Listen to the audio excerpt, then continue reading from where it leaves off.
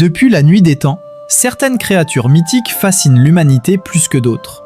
Des êtres liés aux forces primordiales, au feu, au temps et à la mort elle-même.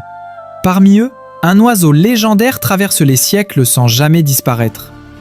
Aujourd'hui, dans Chronique des Ombres, nous allons lever le voile sur l'un des symboles les plus puissants de la mythologie, le phénix. De nombreuses théories suggèrent que le phénix serait une créature légendaire dont les origines sont étroitement liées au culte du soleil. Il incarne la lumière, la chaleur, mais aussi le cycle éternel de la vie et de la mort. Cette association est particulièrement marquée en Égypte ancienne, mais également en Chine, où le feu et le renouveau occupaient une place centrale dans les croyances spirituelles. D'ailleurs, le phénix est souvent comparé au Bénou, l'oiseau mythique égyptien, considéré par de nombreux chercheurs comme la source originelle du mythe du phénix. Tous deux étaient liés au soleil, au temps qui s'écoule, et surtout à la résurrection. Avec le passage des siècles, la légende du phénix se diffuse bien au-delà de ses terres d'origine. Elle s'intègre progressivement aux traditions du Moyen-Orient, puis à celles de l'Europe, notamment à travers la mythologie grecque. C'est pour cette raison que son apparence et les récits qui l'entourent varient selon les civilisations et les époques. Cependant, malgré ces différences, certains éléments reviennent inlassablement. On raconte que le phénix ressemblait, en apparence, à un faisan, mais d'une taille bien plus imposante. Dans les récits les plus anciens, il était décrit comme un oiseau gigantesque, parfois comparable à un aigle colossal. Plus tard, au Moyen-Âge, certaines légendes européennes le dépeignent comme une créature dépassant même la taille d'un être humain. Mais tous s'accordent sur un point essentiel. Le phénix est une créature d'une beauté surnaturelle, dotée d'un plumage flamboyant mêlant l'or, le rouge ardent et parfois même le pourpre. Il est également unique parmi les créatures mythiques, pour une raison troublante. Selon la légende, un seul phénix pouvait exister à la fois sur Terre.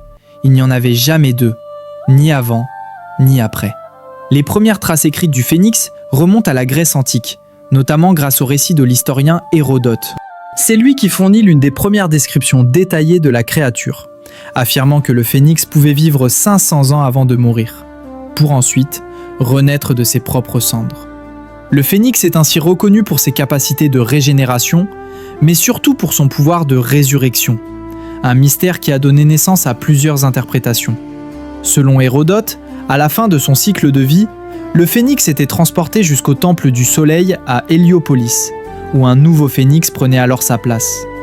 Mais Pline l'Ancien, dans son encyclopédie Histoire naturelle, proposait une version bien plus spectaculaire. Selon lui, le phénix construisait un nid composé de branches aromatiques, d'épices et de bois sacrés. Lorsque l'heure venait, il s'y consumait volontairement dans les flammes. De ses cendres naissait alors un nouveau phénix, chargé de transporter les restes de son prédécesseur jusqu'au temple d'Héliopolis.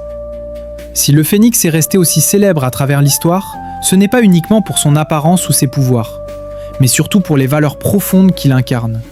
Il symbolise la renaissance, la force intérieure et la capacité à se relever après l'anéantissement. Un message puissant qui a résonné chez de nombreuses civilisations. L'Empire romain voyait en lui un symbole de renouveau éternel et de persévérance.